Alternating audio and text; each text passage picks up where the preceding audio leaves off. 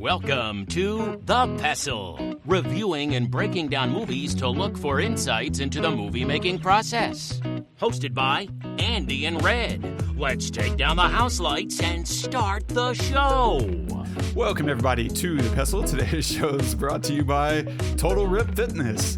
Invest in yourself with one of our personal trainers at Total Rip Fitness. Welcome, everyone, to The Pestle. I am Weisz. And I am Todd. And we're filmmakers, writers. I've been a full-time writer-director for a little over 10 years now. Actually, a little over 11 years now. Just passed my anniversary a month ago. And going. Todd's a musician. If you've not seen his fun stuff, I don't know what the intention is behind it, but it just, to me, looks like you have a channel called The Interloper where you just create for the sake of creating. I don't know if that's intended as a jump off point for your actual songs and bigger stuff, or you do a lot of music, and sometimes, like once every 75 episodes, you grace us with some musical knowledge that applies to the film itself. But hopefully you got some stuff today, because today's sound score is one of my favorite scores of all time. But yeah, The Interloper, you play with synths, and what inspired that? What are you doing there? Yeah, when I started getting into synthesis, I do like 95% of anybody who's like learning something new, and I go to YouTube, and I found all these channels where that's all they do is they play with synthesizers, and they talk about VCOs and LFOs, and what does that mean, right?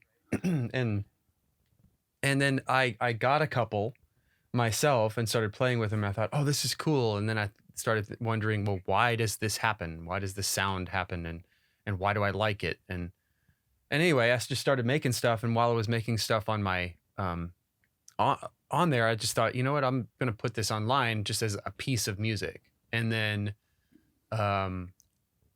just cause I liked it. And then some of the channels that I follow, some of them talk and others just have music. And so I started with just, putting some music out, and like, a little track or something that I made.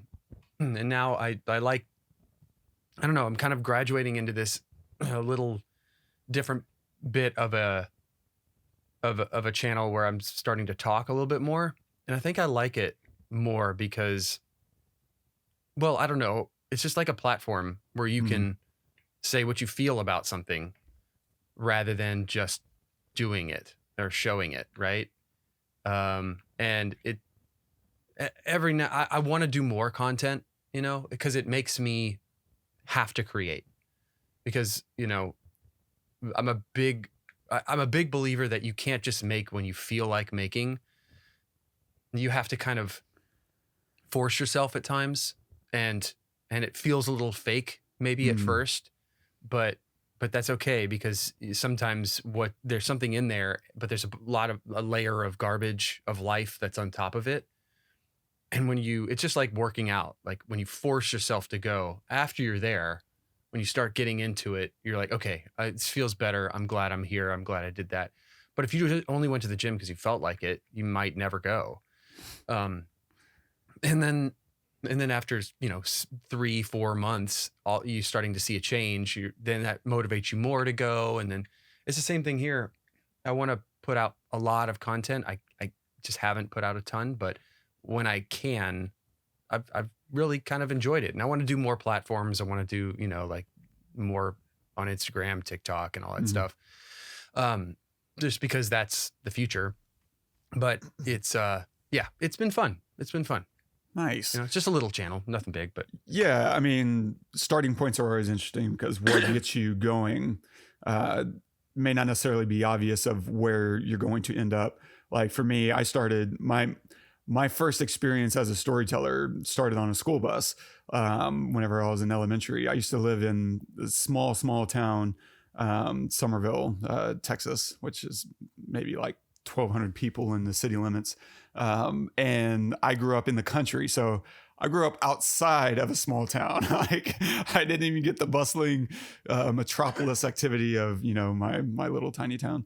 And so in the mornings I would ride the school bus, for an hour and a half or whatever. And I was one of the first on the bus. My route was usually, early, depending on, I guess, which year. But I had a buddy. So I grew up, and it's fascinating how two different lifestyles can kind of make a chemistry to create something else.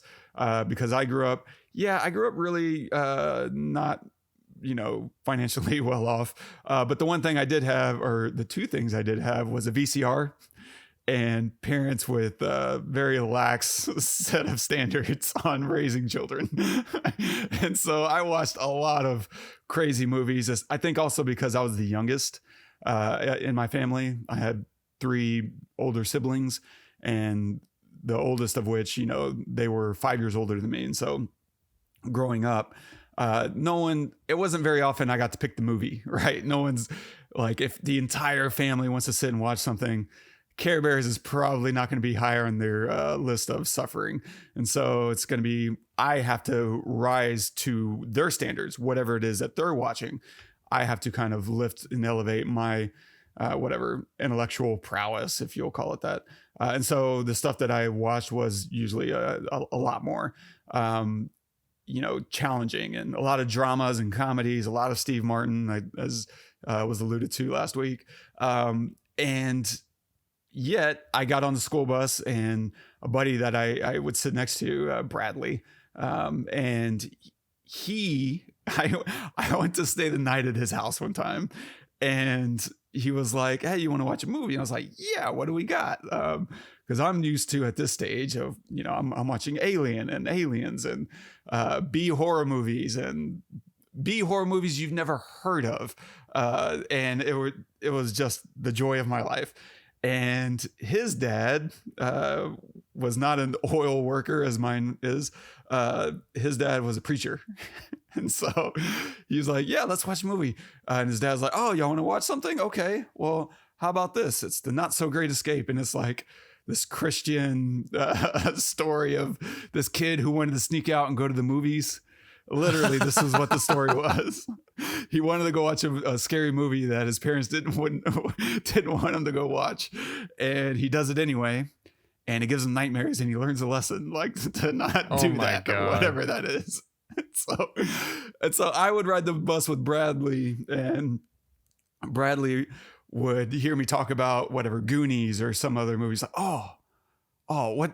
tell me, what's it like? What's it about? And so I would recap like a movie. And then at one point I was just out of movies to tell him about. And I don't remember whose idea it was, if it was his, and he was like, "Well, just make something up," or if it was mine.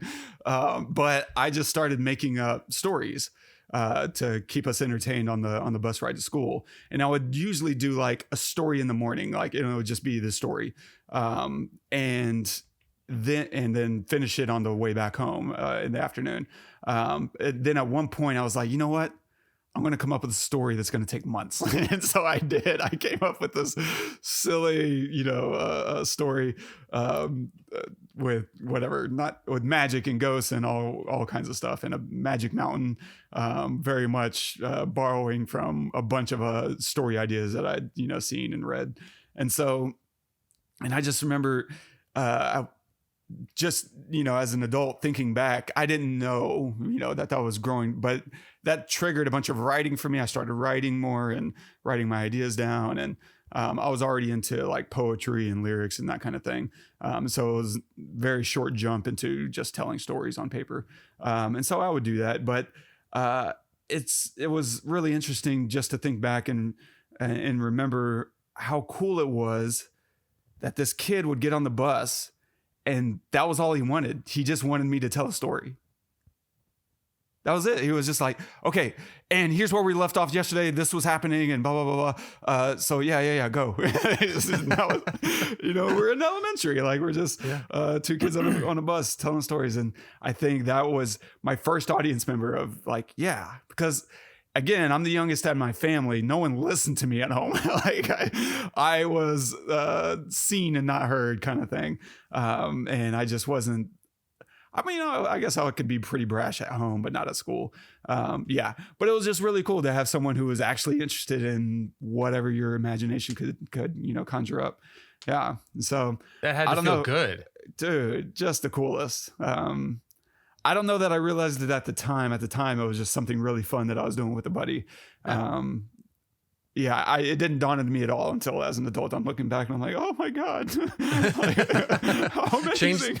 Isn't that crazy how something like that can change the course of your entire life? Because it introduces you to something that you didn't know, kind of that you could love, right? Yeah. Yeah. Or, like when you're 6, 7, 8, like how could you know that like I love telling stories or making up stories? Like, you've been like ingesting, right, your whole life, right? So to then regurgitate that probably felt really good, but you don't know, like, oh, I'm going to do this the rest of my life. Like, why would you think that? Oh yeah, it's zero. Like I've mentioned at least once before that at no point in my childhood did I think I would be telling stories. I just assumed I would be manual labor somewhere because that was what everyone around me was doing. Like they were either enlisting into the military of some branch. My family was mostly Army, or they were working on farms or whatever, that manual labor stuff. Tie plant. There was a railroad plant that was in my hometown that I guess some people worked at. It was one of those things where I had to wait for the train every damn day. But other than that, I don't know where all these railroad ties were being made. And to be completely honest, I don't even know what a railroad tie is. Like it's just, it's a word that I heard a lot growing up. Oh. But yeah, I mean, to your point, you don't know the thing that's going to trigger something deep and profound in you at any point in your life. Like, yeah, I didn't get started until I was in my 30s, and even as a 20 something, you think, oh man, that thing that I thought I wanted, I wish I had learned guitar whenever I was 10. I'd be so good now. Or I wish I had started weightlifting when I was 15 and, I'm 50 now. Like I've seen people start lifting weights in their 50s who go on to win bodybuilding competitions. Like there's really nothing stopping wherever you are from whatever you want to be doing in life. Yeah, that's my story and I'm sticking to it. That's awesome, man. What a great story.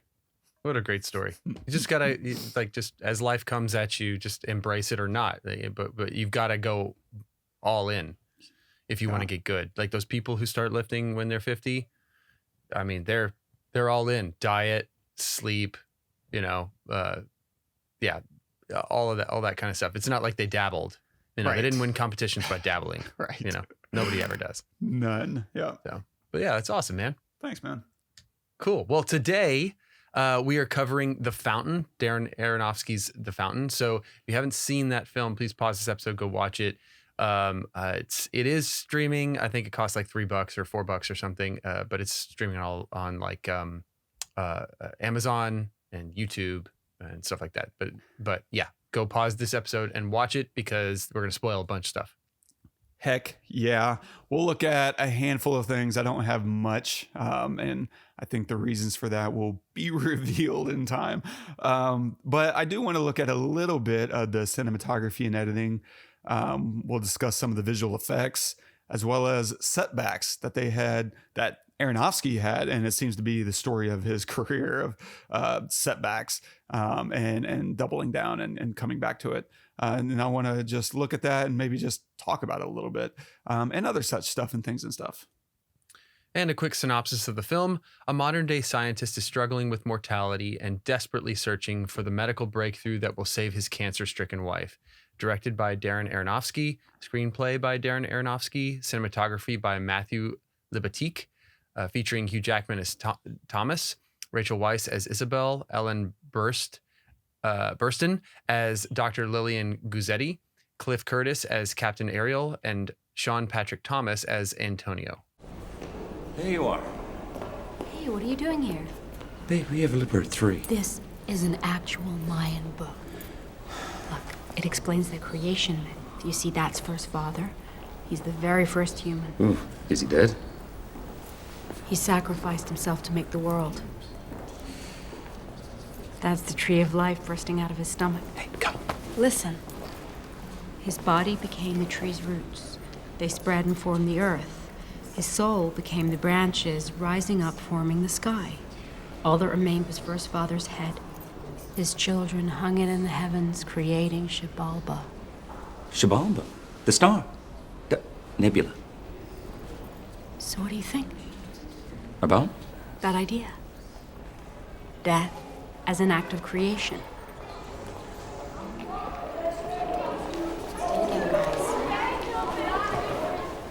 I'll pull out the car and meet you in front. All right, Todd. This is a story that is really interesting because on the one hand, it's pretty thin on plot. But with that, does that pull you out at all? Is this something that you can sit and really enjoy? How do you feel about The Fountain? So I've seen this movie only one other time, and I want to say it was like 12 years ago or so, something like that. And when I saw it, I remember I was much like younger and not really like, I couldn't see things for what they were really. And I remember it feeling slow at parts, right? But now I'm watching, when I watched it again, I mean, it's in my top 20. There is maybe higher, maybe top 10. It is the most beautiful adaptation of drive, pain, loss, grief, and acceptance, and that I've ever seen on a screen. It is. It's hard to put into words, to be honest. Like I'm watching it and I'm thinking, okay, what am I seeing now? What am I seeing now? What am I seeing now? And at some point, my brain just shuts off, and I just start accepting the visuals for what they are in that moment, right? I stop trying to think about, well, what does this mean for what's going to happen next? Or what does this mean for what I've already seen? I just start taking it in. The pacing is unbelievably like patient and pointed. Everything happens for a reason. Every word, every visual, the camera position. This film is a perfect example of the difference between pre and post pandemic. This film could not be made right now. I'm not saying it couldn't be made in 10 years or 5 years or whatever, but right now, this film can't be made. It can't be made because nobody has the attention span for it, and because nobody knows how to shoot like this right now. They just don't. Everybody's making films for Netflix and for HBO even, and all of these streaming services, and they're not making it for the screen. And there is a difference. A massive difference. Go watch any new film made by Netflix, 99% of them, and you will see a massive difference between that and this. And I really think that part of it, and I don't know what it all is, I'm not the expert, but I will say that part of it is framing. The framing in this movie is absolutely textbook perfect. Every single angle and close up, extreme close up, even the wides, which there aren't a ton of wides. I mean, there are wides, but for the most part, we're very right here, and which I think helps because, like you said at the beginning, it's thin on plot. But being thin on plot doesn't mean it's a thin themed movie, right? And a lot of that comes from the story of the characters and the acting themselves. If you want to tell a feeling, you have a close up. If you want to tell a story, you have a wider thing, right? And we're telling feelings. Like he's telling feelings. He's not telling like this massive story. He's just telling feelings, and we're trying to convey feelings. So we have to get all these super close-ups. I have never, I mean, I want to say maybe my top crying scene ever on screen is Hugh Jackman sitting on that bed after his wife passes away. I have out of all the crying scenes I've ever seen, I love Hugh Jackman. Let me just say that. I keep diverting what I'm trying to say. I love Hugh Jackman. I've always loved Hugh Jackman. I think as a human being, he's fantastic. I follow him on Twitter. I love what he posts. I love all of his films. All of his films are so good because it's him. And it's not just because he's a great actor. I relate to him as a person too. And I see, even when he's playing a character, I always see him, but I think it's a good thing. It's not like most actors where they just disappear, or some actors where they just disappear and you don't see them anymore. And that's a brilliant thing, you know? What's his name who played Joker? Like Joaquin Phoenix. Yeah. No, yeah, well, Joaquin Phoenix, but anybody who's played Joker, really. Heath Ledger, yeah. Heath Ledger, yeah. They just disappear, and that's brilliant, and it's amazing. But for some reason, Hugh Jackman, I always see Hugh Jackman, and I love it because I love him. And he is so... My two favorite movies of his are this and Prisoners. He just has this way. He gets angry perfectly. Like he does anger on screen so well, but I'd never seen him cry like that. And it was just incredible. So anyway, I thought the cinematography was absolutely flawless and perfect. The writing was patient and insightful and made you question things, and also made you just let go at times. Rachel Weisz is, we've talked about her from The Mummy when we cover The Mummy. So if you haven't listened to that episode, please go listen to it, because I think she's such a strong actress, and she just kills it in this as well. Yeah. I mean, but not just her being good at it, but capturing that on screen is the other part of it, right? You can have a great actor doing a great job, but if you don't capture it the right way, then it doesn't convey what they're trying to convey. And so doing these close-ups when they doing these medium wides, when they do to reveal something, but then punching right back in to get a reaction. It was absolutely flawless storytelling when you're trying to tell a story of an emotion. And that's all this was. And I felt every second of it. And it was just, and the music was absolutely, I mean, other than Interstellar, I can't think of any other moment that I've ever felt like if a single note was different, it would change everything. This is absolutely flawless use of sound, of music, and the absence of it. Like I thought that the way that they crafted the silence around the music was almost as important, which is a director thing. That's not just the person who scored it. It's the director saying, okay, well, I want silence here with him walking down the street. I want to hear his footsteps and his breathing, but I don't want to hear anything else.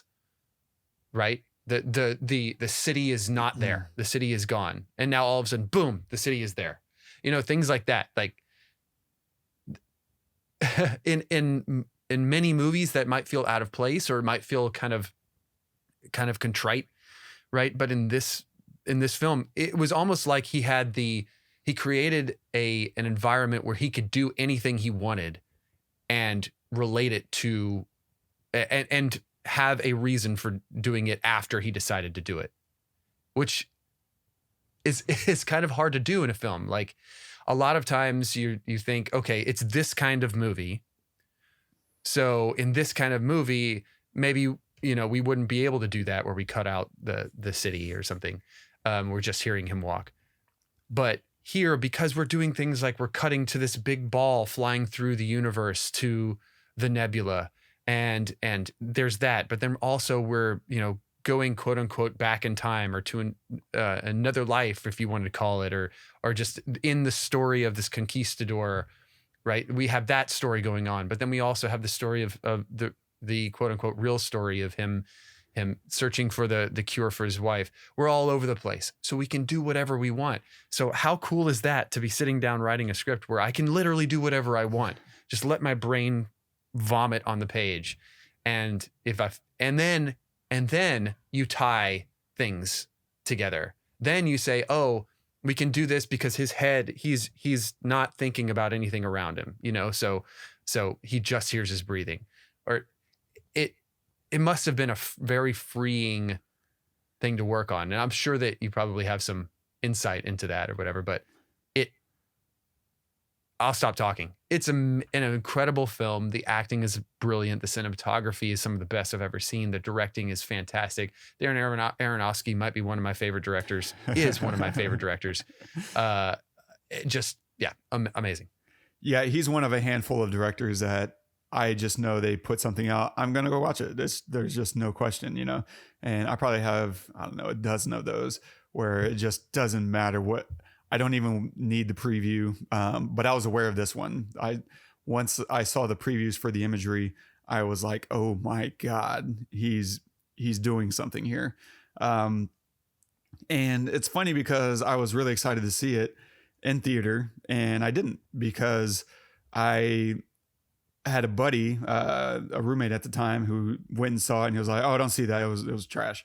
I was like, oh man. Oh. And I should have known better because he and I don't have the same taste at all. Like, I don't know what I was thinking, but I finally, sat down to watch it, and I was kind of like a kid who snuck in candy to the theater. He was just like so pleased with himself, like, oh my God, I can't believe this.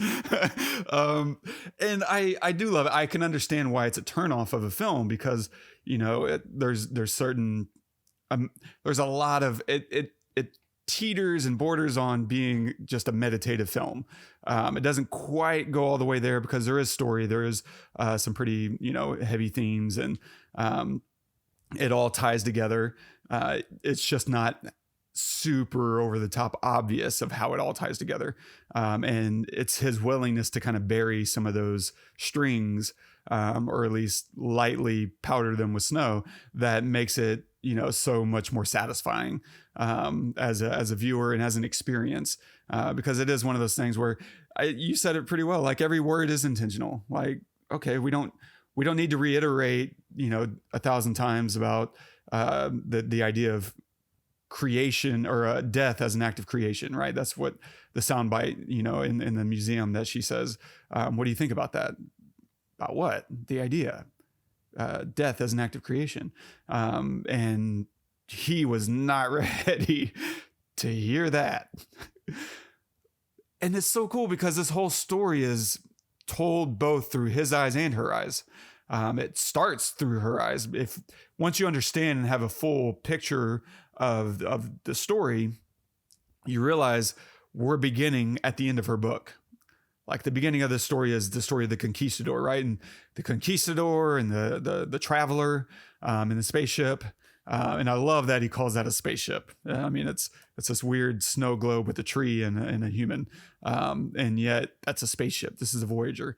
I love that. It's so much better than some fancy metallic thing with uber jet thrusters or whatever. Like, no, it's more of an ecosystem of love and heart and patience, endurance. It's all these beautiful things wrapped up in this bubble, and he's trying to just keep this bubble together long enough to get to the star to heal everything, to give him and her both life forever so that they can be together forever. And her story is all about helping him. It's her and the stuff that she's fascinated with. She is fascinated with Xibalba and Mayan culture, and yet we're also layering in Christianity, right? It opens with a book with a verse from Genesis, right? Therefore, the Lord God banished Adam and Eve from the Garden of Eden and placed a flaming sword to protect the tree of life. And it's that same flaming sword that the Mayan warrior holds to protect the tree of life. And so they're fusing Christianity and Mayan mythology together, and it's so cool. I would love to see so much more of this fusing of mythologies. And so seeing that she's writing this story to represent him, and it's ultimately and he has to be the one to write the final chapter and how the story resolves. It can only resolve one way, and it's not until he's willing to let it resolve that way that he can move on, because they're tied together. His ability to admit it and also plant the seed. And so the Conquistador is obviously the representation of him as a scientist and his obsession with saving her. And then, of course, the Traveler is his grief and as a husband trying to cope with her sickness and dying. It's just wonderful, and I think it's less satisfying to talk about than it is to just ruminate on. And I think that's why this movie works for me the way it does. It's because it's not about perfectly, epitomizing where the story works and where it doesn't, because it is this cyclical thing. Because once we get to the end, it's almost the beginning, right? Mm-hmm. He's planting the seed of the tree that becomes the spaceship, that becomes the thing that dies, that grows. Like it's this beautiful, circle, which is also represented in the ring, right? His marriage. And yeah, so it's just a layer on layer of thematic symbolism that kind of propels the story into this tidy, beautiful little circle. And what about like really brilliant things like adding little hairs to the tree in the spaceship? It's a brilliant thing to put in there as, oh, that's interesting. Trees don't normally have that, and they don't react to you, coming close to touch them. But then also it's necessary, because how else do you show that a tree dies?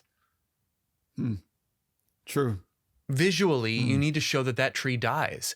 So how else do you do that except, some way like that? That's a brilliant little thing. Absolutely brilliant. That sets you up for later to then be able to visually see that. And I can imagine him writing this and then thinking, as he gets to the part where the tree dies, oh, how do I visually show that? And then going back to the beginning and working in the little hairs throughout the film. We're going to see this about 4 times or whatever, so that by the time, when the tree dies, we can see it actually like shrivel up. Okay. That's absolutely brilliant. You have to think from the visual standpoint of how do I convey this visually, rather than for something like that never moves. It's static. It's there. It's not like I can do a close up on a face and have a reaction. No, it's a tree. So that's a great point, because it needs to be a specific point. Normally, right, a tree dies, it takes months, maybe a year to figure out, oh, this thing's gone. And you need something quick visual feedback. That's a really great point. I hadn't even thought about that.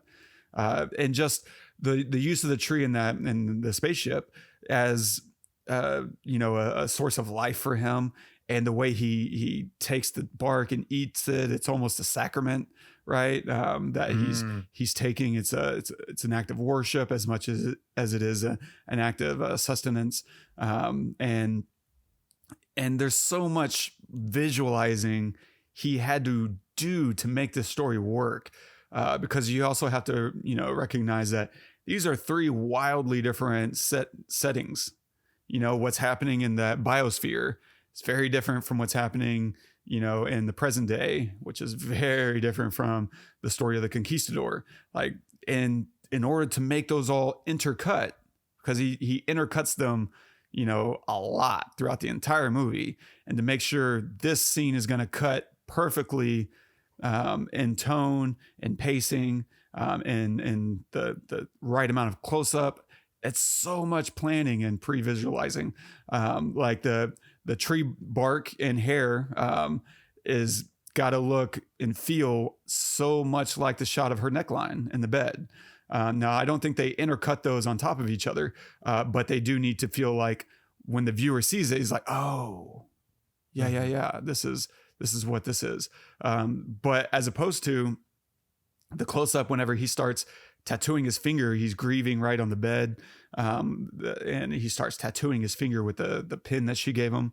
Or I don't know, is that a quill? The pin, the fountain pen, I guess.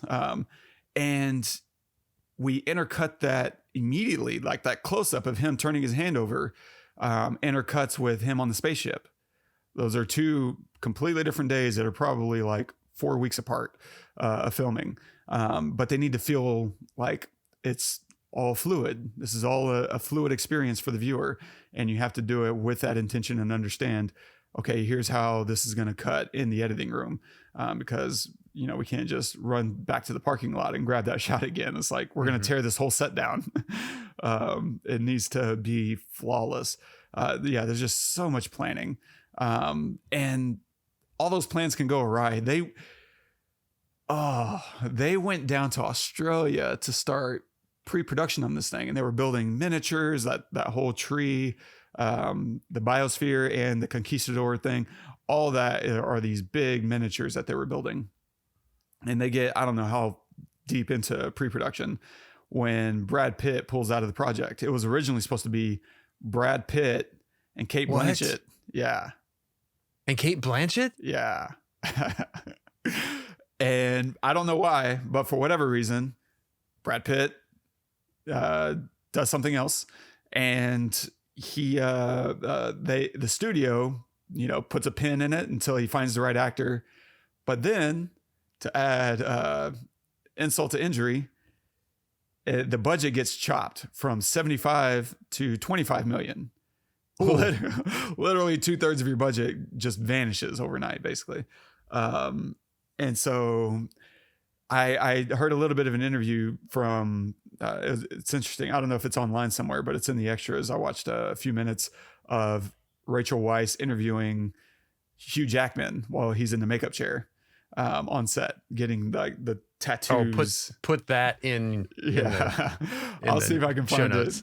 And it's so cool because she's asking how he came to the project. And apparently Aronofsky went to see Hugh Jackman in a show, like a musical on Broadway. And Aronofsky loved it. And at the time, Hugh Jackman was like, I had no idea this guy liked musicals or stage or at all. And now it's probably a little bit more obvious because he's gone on to make like The Whale, which is a stage play adapted for film. But he did. And Hugh Jackman was just kind of stirring the pot a little bit. He's like, oh, you working on anything? He's like, oh, yeah, I mean, I have the script, you know. And he's like, oh, can I see it? No, you don't want to see this. No. And Hugh Jackman was like, oh, I guess I stepped over the line. Like, fine. And Aronofsky reached out the next day. He's like, hey, did you really want to read this thing?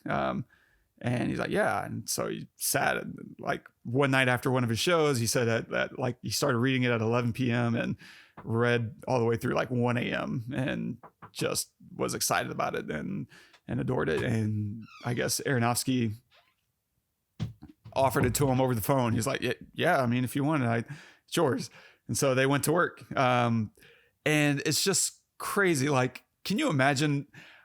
I don't know if it would have been better or worse as a movie. Like I not because of who was playing the part. I think Brad Pitt would have done an amazing job as Kate Blanchett as well. Like Kate Blanchett would have been coming right off Lord of the Rings. And so she would have been, you know, talk of the town for sure. But just thinking about the budget cut is what messes me up, to go from 75, 2/3 of your budget just disappears. And I'm like, does he make adjustments in the story? Does that mean? I don't feel like it is. I can't imagine what he felt he would have cut out of this.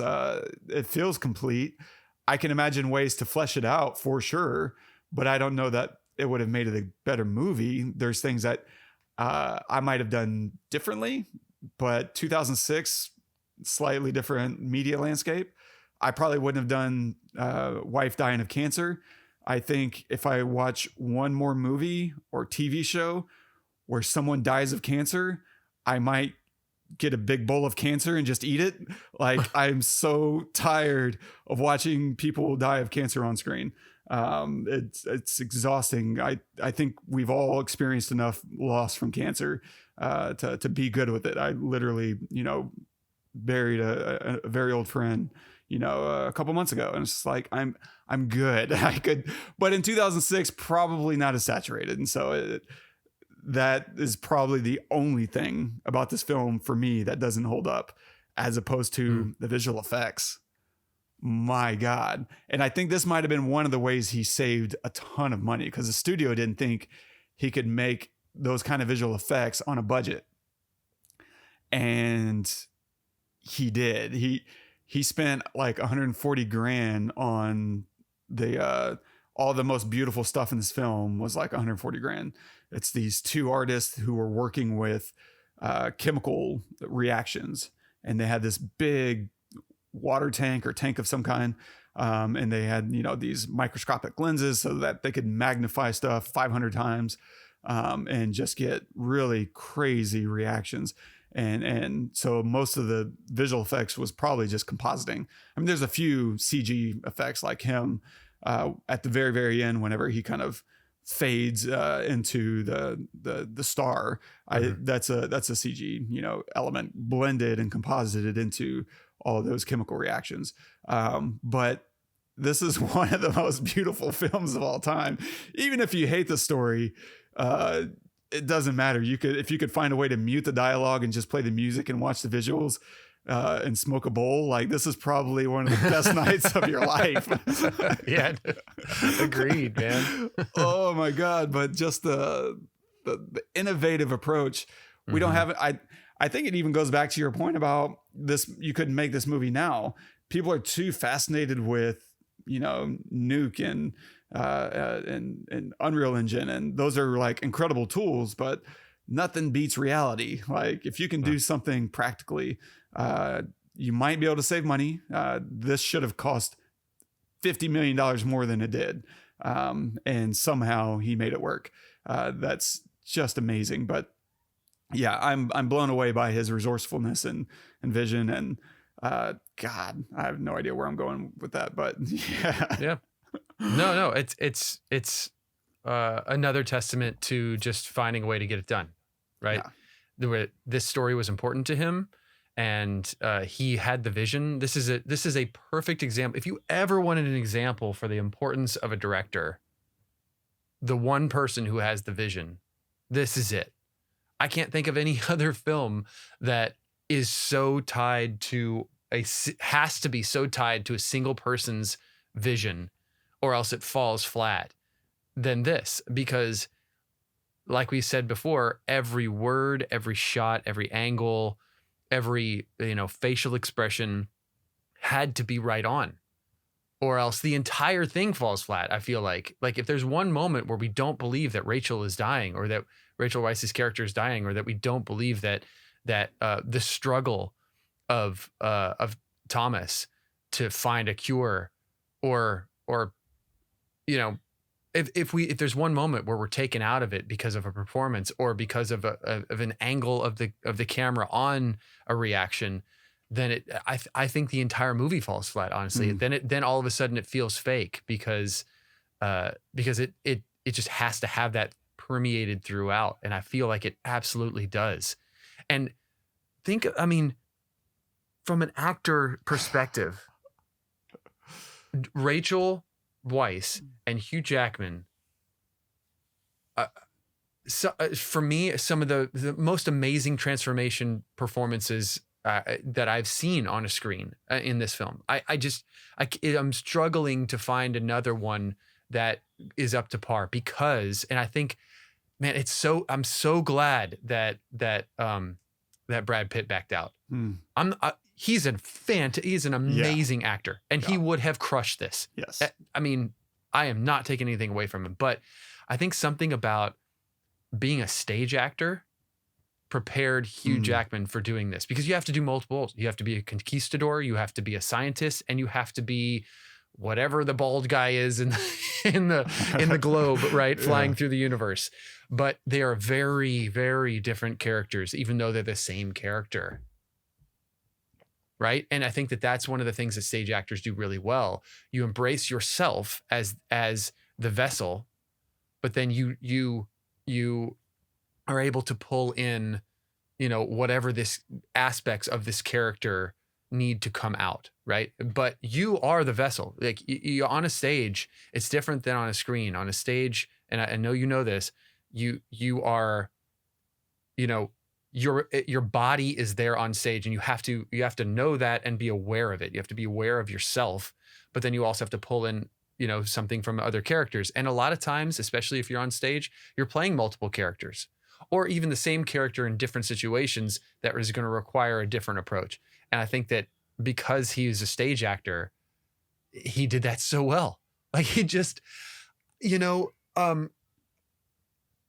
like I saw Tomas in the Conquistador, right? And I saw the Conquistador in Tomas, but they were completely different approaches, completely different characters. It is just so brilliant. It's a brilliant role for him, and it was a brilliant way to bring out something of the stage on a screen. It's just fantastic. Their performances were just amazing. Yeah, and it's funny because your favorite emotional breakout was him sitting on the bed, and for me, it's him at the tree, like 50 seconds later, and whenever he just starts pounding on the tree and screaming at it, it's just breaks me. And then immediately, like, Izzy shows up and now he's yelling at her to stop, and he breaks me right there, man. It's just, this is very like I don't know, not quite primitive, but like almost, and it's emotional like engagement, because it's so much more focused on engaging your emotions than it is on and making sure you get the story. Like, did you get it? Did you get it? Like, nah, it doesn't. He doesn't care. It's like, did you respond to it? I think that's the thing that he's more worried about. And the entire film, I mean, just the look of this film, incredibly dramatic lighting, right? This is, it's very dark, a lot of high contrast, right? The blacks are crushed. The whites are blown out. The Conquistador opening is nearly pitch black. Like, you're just making out silhouettes as much as anything else. The lighting throughout the film, even in the Conquistador and him as a scientist, the present day, like a lot of the lighting is kind of reflecting or foreshadowing the journey that the traveler's on in the spaceship, because like the Conquistador walks through the hall of the Queen and there's all these lamps just floating around, and it's like he's in the star system, and he's just still traveling towards her and for her. Similar in whenever he's in the present day, like the lights in the hallway create these circles like the rings, and it's playing, and they're gold. Everything's gold in this movie, gold and black. And the rings of light, in the hallway, creating these little pools, and it's still very, very high contrast. Like, in no operating room would everything be so dark. Like, it's just flooded with light. But that's not the tone and the emotional weight of the film, right? They're trying to make sure it's represented as dramatic as it is. And so play into it. If this is supposed to be a dramatic, heavily emotional thing, well, let's just crank it to a 10. It's not supposed to be grounded. It's not supposed to be realistic on no level. So let's remove any sense of realism. And that way, blending all these worlds together feels right. Imagine if he had, shot the present day as this very grounded, realistic thing. It's like, it just doesn't click. It feels wrong. And he finds a really great way to find a middle ground of, okay, we're in the city, we can see all these buildings or whatever, but we're going to make it still very, very contrasty, so that even if he's walking through traffic, it still feels heightened. It's just really lovely. And with that, like, there's all these long dramatic holds that he then inserts a series of quick cuts. And so, like, the scene where she's taking a bath and she calls to him, and he pauses and looks at her, and there's this slow push on him, I think another one on her, and there's this wide shot of him standing against the doorway of the bathroom, and then he walks over and there's all these quick cuts of him heating up the water and heating up the sponge and testing it against her skin, and it's just bang, bang, bang, and it just really heightens the dramatic effect to have these really long holds and with these inserts of quick cuts. Just beautiful directing to create a sense of urgency and pacing. I adore it. I think, yeah. I was just to follow up on that, because I think that, man, for years I've been trying to figure out like what is the difference between, like I said earlier, a pre-pandemic film and all of these films that are made for streaming. And I think one of the biggest ones is close-ups and the use of close-ups. It just seems to me like, when you have all these bigger, I guess, I don't know, streaming films, they always do these wide cityscape shots, right? To say, oh, now we're here, or now we're there. We're going to put you in this place now. I'm going to put you in this place now. Stop that. Just be here, wherever here is. It doesn't matter where here is, at least for this movie, right? Maybe if it's like a Mission Impossible film and he's going to 10 different cities, right? Then we kind of need that or whatever. It has its place, I guess. But in this film, we're almost never, we're in just a few places, right? But we're almost never, seeing a bunch of people on the screen. It's always our characters, and we're always about their face. We're always about their reaction to things. We're always about what is the thing that they're looking at. I'm going to have an extreme close-up on the fountain, the title of the book, right? Or I'm going to have an extreme close-up of the pen, or extreme close-up on somebody's face as they're looking directly at the camera. It's so pointed, that you can't help but be there. He's just forcing you. He's beating it into you to be there in that moment, instead of taking you out and having all of these, like, I'm trying to get as much into the frame as possible. No, I'm going to get one thing in the frame, and you're going to take it, right? It's just, here you are. And finding unique ways of doing that. Like when he's sitting in the bathroom crying while she's sleeping, and he has the book there. There's this beautiful over the shoulder shot of him holding the book that for some reason sticks with me. And I think it's because we're so parallel to the ground for most of the film that all of a sudden there's this like over the shoulder shot that like, oh, okay. This is just another way of looking at the same thing. And I think it's just as much the cinematographer, Matthew Libatique, as it is Darren, but I think I really feel like a lot of it is Darren. I feel like a lot of it is, oh, let's try this, let's try that. But I guarantee that Matthew had a lot of for sure. The nice thing is they've been working together, I think, since Pi. Oh, there you go. Okay. So yeah, they speak the same language. And I mean, even just thinking about those first few movies all put together, like Pi to Requiem for a Dream to The Fountain, like you could not come up with three more different and distinct looks. Yeah. And it's so cool because I think I've been frustrated with, trying to get people to understand this, that I'm working with, that I'm making a thing and it's going to look like this. This is not how all of the things are going to look every time I make something. This is how this thing needs to look. And every film is its own universe. And there's this weird, hurdle that some people have of getting to understand that just because something can look like Inception doesn't mean it should look like Inception. Mm-hmm. Some things need to look like Pi. Some things need to look like The Fountain. And some things need to look like Requiem. Like these are completely just, and so for Aronofsky, I'm sure he got that inherently. But for his collaborator to also understand that, okay, we're now starting a new deal. What are we going to do to make this one become its own universe? It needs to live as its own thing. And I love that willingness to completely reevaluate and say, okay, this has its own look and it's going to be gold and black to represent Xibalba. And as opposed, I don't think Nolan does this quite as well. Like you could put, Inception next to Interstellar, and you're like, okay, that makes sense to me.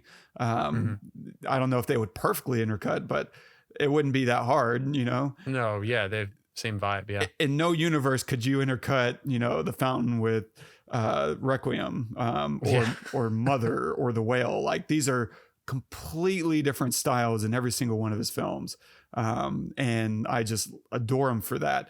And for recognizing art needs to be its own piece. It doesn't need to always fit as a part of a frame that fits in with other frames from other movies. Like, no, this is its story. And that's the other thing. I wish people would take more risks. Like, when was the last time, you know, how often do we get the fountain?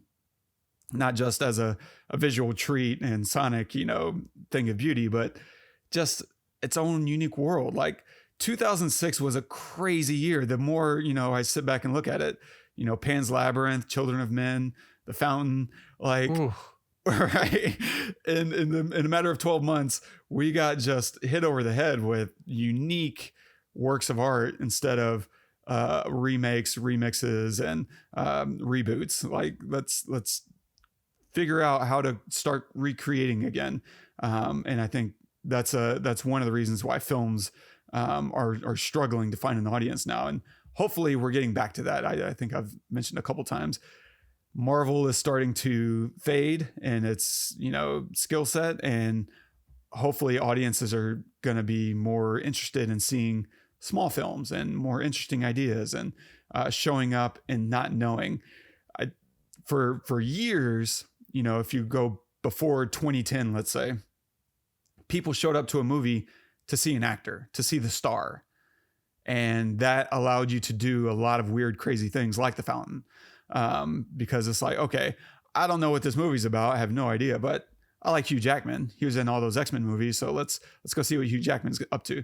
And then after 2010, it was suddenly like, yeah, I don't care what Hugh Jackman's up to. What are the X-Men up to? What's Marvel up to? And now it's for, you know, the last decade, it's been nothing but let's see this franchise, you know, whether it's Mission Impossible or Harry Potter or whatever. Like, it was always, let's see the franchise. Hopefully now we're going to come back to some other place. Maybe it is star-based. I don't really care anymore. I just want unique stories. I would love it if we got even beyond stars and franchises and we just said stories. Let's follow interesting ideas. I don't know that we're going to get to that just because audiences need something to latch onto. That seems to be the way it goes. Lately, it's been a lot of books. Let's, you know, adapt a new book that has a built-in audience that studios can feel comfortable giving, you know, $100 million to make. Hopefully it's maybe a combination of stars and directors and writers that people are, you know, becoming more fascinated with, kind of like way back in the early days of like Kubrick and the Hitchcock, and, you know, people would show up to see their movies, right? Oh, I don't know what this is about, but I know it's Kubrick. I know it's, you know, Hitchcock. I know it's Spielberg. And so we need to get back to this place, I think, where let's see what Aronofsky is up to and create something outrageous that challenges us as a viewer.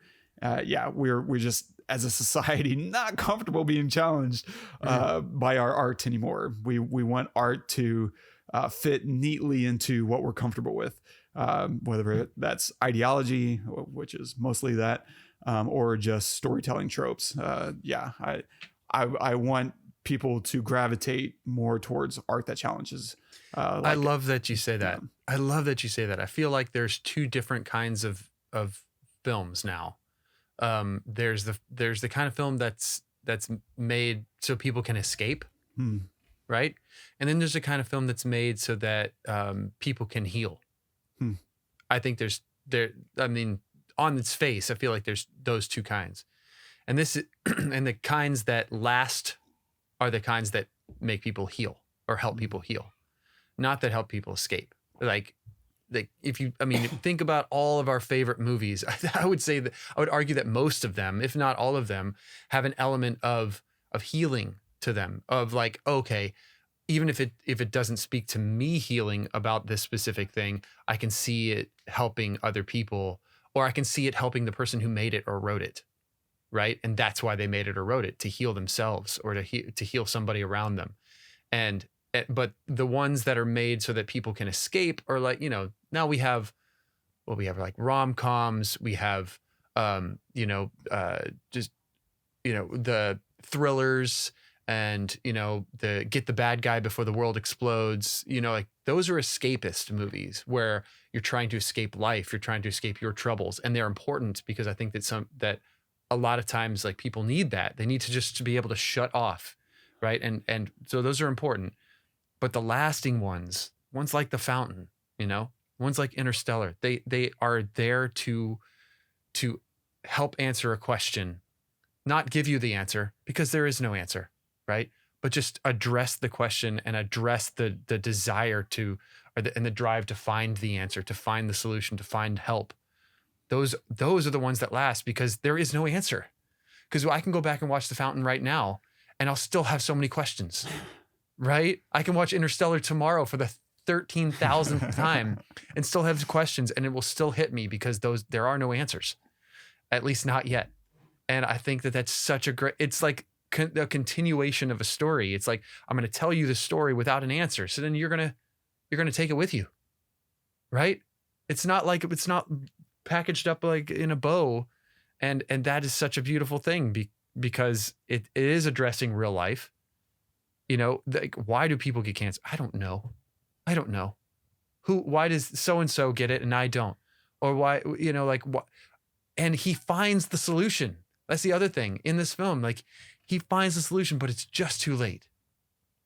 But yeah. And that whole element I love so much because it raises another important aspect of coping, which is it doesn't matter that he discovered the cure, right? It came too late, which means not just that he wasn't able to save his wife, fine, but it also means that he wasted so much precious time that he had with his wife. Yeah. Yeah. It's like, okay. I think that's what she was trying to subtly get through to him. Every time she ignored the science that he was working on, she knew time is coming to an end and it's precious. And she would just keep, she would shake it off. Like every time he was on a meeting or you had to run, and you could see this look come over her like, oh, there goes more time wasted. Like I want time with you. And he never got that until obviously it was, too late. And it's like, oh, and the only thing, and this goes back to only raises more questions, but I don't think he ever even gets that. I don't think he ever understands that. It just, for him, at the end of the day, he has to find a way to move on and accept that he was too late. And maybe it motivates him to create a cure for aging, right? Because that's where it ends. It ends with him saying, that's the goal, to stop. To aging is a disease, and we need to solve that. Yeah, and so I love the idea that he was on a completely different journey than what she was on, and we never really got to see in totality the journey that she was on. We only got to experience his journey and the way she viewed his journey and how she was trying to help him along that journey. That's an interesting way to put it, a journey. Because in the bubble, they're together in that journey to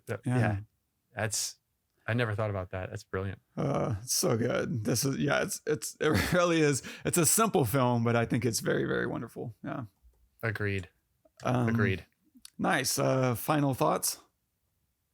It's in a top list of some sort for me. I love films like this that ask questions that don't give answers. I love the thoughtfulness, the creativity, the ability to make something from less than what he expected. I didn't know about the budget cut. That's crazy. The acting is amazing. Cinematography. It is a full-on force to be reckoned with way to tell a story. I just adore it. And almost everything that Darren Aronofsky does it's visceral. When I watched The Whale, I came home and I made a piece of art because I just felt like I needed to. I fucking needed to that night. I had to. I got home late and I had to do something.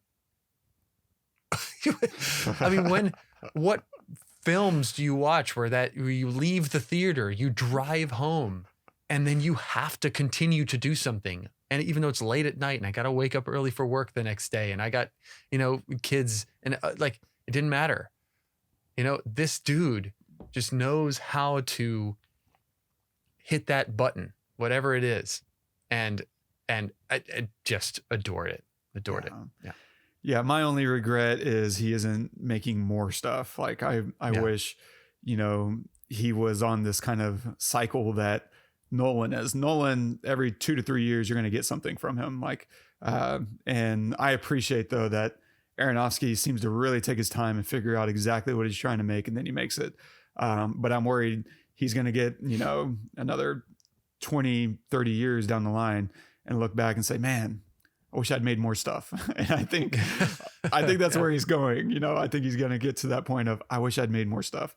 And he just, I think he has just so much to say, and so many ideas that I wish he was more Woody Allen, and his ability to be prolific.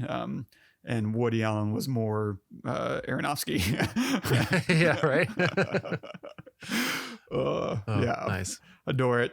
Yeah. What are you going to recommend this week? Okay, this is weird. Maybe a little bit, maybe not. I don't know. I'm going to recommend the new Matilda. That is weird. It's really weird, but watched it last night, and especially after watching The Fountain, which is strange, but just from the point of view of having to have a vision, right? It's if you watch, I don't know, have you seen it? No. Okay. All right. Well, it's a musical, which is weird but it's almost all kids. And these kids are freaking amazing.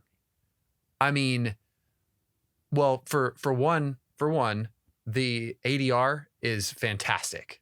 In fact, I would argue that a lot of times they're actually singing. I don't know. I haven't reviewed it. I haven't gone and looked, but a lot of times they're probably actually singing. If not, whoever did the ADR is top, like the best I've ever seen. So good. So good. But the dancing, these kids dance better than 95% of adults on screens that I've ever seen. They are fantastic. And I the other night we were looking for something to watch with the kids, and I was like, oh, there's the new Matilda, because I've seen the Rob Zombie mashup of, I don't know if you've seen it, but there's like a meme of like Dragula being played while these kids are dancing, and it caught my eye because the dancing is incredible, but it goes, I forgot how much I love that song. And it goes really well with the song. They just put Dragula on top of these kids dancing, and it like fits. And I thought it was just hilarious in a good way. It was like, oh my gosh, I want to watch that. So anyway, the writing is great. The dancing is fantastic. The directing is amazing. It's a lot of it's really weird, and it's for kids, right? It's for kids. But just the little girl who plays Matilda is amazing too. And I saw a video of her actually getting the role. Like, she got the call from the director. Oh, wow. Which, I don't know if you've ever seen someone get a role before. No. But the reaction, it's similar. I mean, it's not in the same scale, but like, if you ever watch those videos of like soldiers coming home. Oh yeah.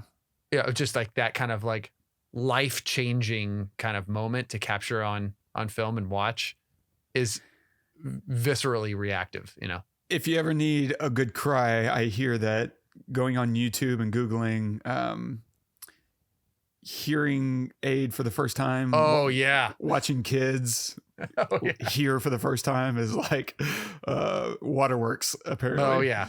I refuse. I'm like, I will just have a breakdown. I can't. You can't handle it.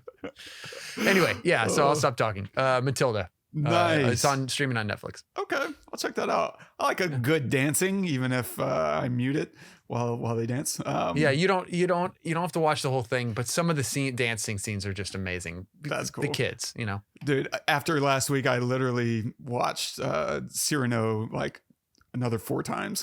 What? Really? Yeah. Wow. Okay, well then this moves even faster. And also, it's really cool because she's like telling a story that she's making up to a woman throughout the whole movie. She's making up this story and tells her little bits of it. So like when you were telling about you telling stories, I was like, oh my gosh, this goes so well with Matilda, you know? And anyway. Nice. I'm going to recommend, this is another weird recommendation. I'm going to recommend a dude. His name is Aubrey de Grey. He's, I never know how to pronounce it. Gerontologist or gerontologist, the study of aging. And I came across him in 2007. It was an article, gosh, I think it was for The Guardian. And it was not long after watching The Fountain. And this is the tie-in because at the end of the film, what does he say? Like, we need to find a solution to stop aging. That's the new goal. That's what we're here to do. Stop aging, stop dying. And that's Aubrey de Grey. And in 2007, he was kind of viewed as a lunatic because everyone was like, that was literally what he said is aging is a disease. It's like any other disease, except it kills everyone. And I think we can figure out a way to slow it down, maybe stop it. Like, let's figure out how to solve aging. And reading this article was one of those like mind-bending moments. And I remember actually at the time, I sent that article to Byron. And Byron, I think, replied like, yeah, I never heard of this guy. I'm like, okay. Fast forward like 5 years later, and, you know, everyone is talking about, you know, aging as a disease and, you know, how can we solve it? And even Byron himself is like thinking about the technical problem of aging and of disease itself, and how in a matter of years, like we're going to have a solution to anything that's a technical problem. We're going to have a solution to it. And what is aging if not a technical problem? And so Aubrey de Grey is just really fascinating because he's a visionary, I think. I haven't kept, you know, close tabs with him. I feel like every 6 to 12 months, I kind of check in on him like, hey, what's this guy up to? There was a documentary that came out about him and some other people like him called The Immortalists. Wasn't a very good documentary. It just was more about his life and instead of his research. And I was like, no, I signed up to hear more about the whole aging thing. Yeah. And so I just recommend kind of Googling this guy, reading his articles, listening to his speeches, hearing what he has to say. Because I think cancer is, you know, the ultimate problem for humanity. I think the old adage has been along the lines of, the goal is to live long enough to let cancer kill you. Like eventually cancer gets us all. And if we can solve, you know, cancer, then we can solve so many other things. If you can, and particularly if you can solve aging, then you can solve cancer. Then you can solve every other disease, dementia, Alzheimer's, what have you. And so I just really respect the goal of maybe we can find a solution. And maybe it's not as far away as we think. Maybe you and I will live to be, you know, 300. It's not out of the question if we can just hold on long enough. Yeah. So I'll put some links. I'll find a couple of my favorite links. If I can find that original story, I'll link that as well. And I'll put that in the show notes. And, you know, get encouraged. Read until your heart's content. And it looks like we have a film for next week. Nice.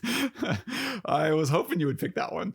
That is not the one I thought you would pick, though, to be completely honest. Yeah. Really? Yeah. Oh, okay. So I'm excited. Stay tuned for next week. We take a look at one of Denis Villeneuve's early films called Enemy.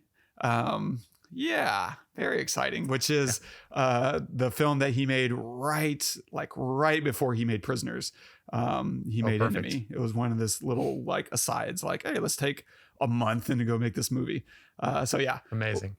We're gonna take a Jake look Gyllenhaal, he's able to do that. I don't know. He just makes films in a month. Yeah, that's Crazy. right. He's done that multiple times. Oh, so we'll find out how they made it, and we'll look at all the things. This has been one of those scary movies for me. Like, I don't get it, and I love it. I've watched it probably 5 times, and I keep trying to get it. And so maybe this will be the time where the laser beams come on and we figure it out, but probably not. Let's talk about it. Who knows? Yeah. And so stay tuned for that. And if you're enjoying the show, don't forget, subscribe, drop us a review, leave us a note. If there's something you want us to talk about, happy to do so. Yeah. If you want to leave a note on this episode and how it impacted you, things that made you think about You can do that at thepestlepodcast.com/thefountain. And our quote of the day today is from Joseph Campbell. We must be willing to let go of the life we planned so as to have the life that is waiting for us. That's amazing. It goes back to the adage, what is it? A man actually has two lives, and the second one starts when he realizes he only has one. Wow. Never heard that. That's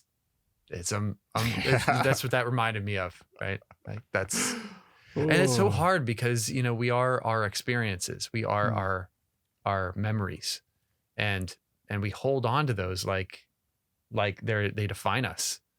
And in some ways they do, right? So how do you hold on to the, oh my gosh, whatever. I'll tell you after the episode, I'll tell you this joke that I heard this guy tell that actually like reminded me of this, but how do we know what to hold on to and what not to?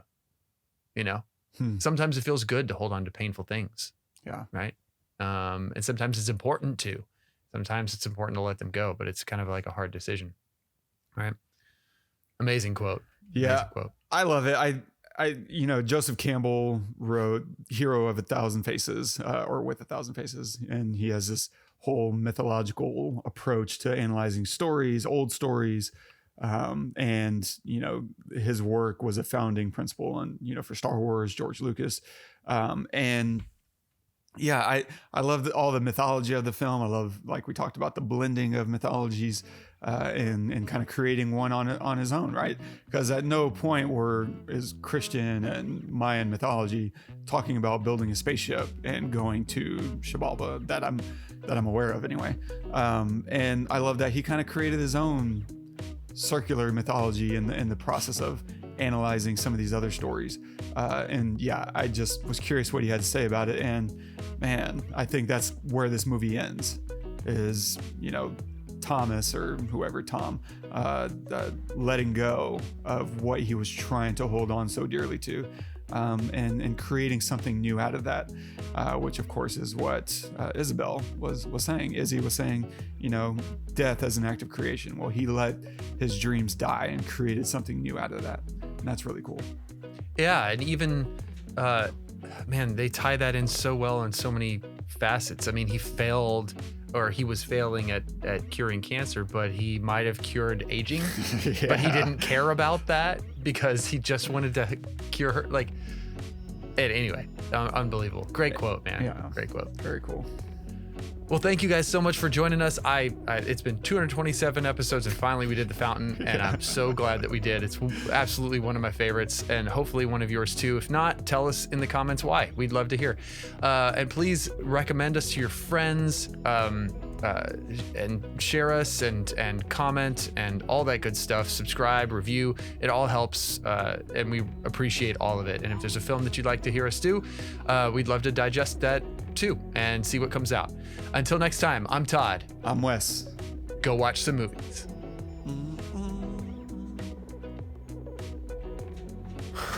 Yeah, that shot of him like folding in half. Oh my gosh, where the star explodes. Oh, it's so good. He had to do a lot of yoga to achieve that position. He had to touch his heels to his head. Yeah.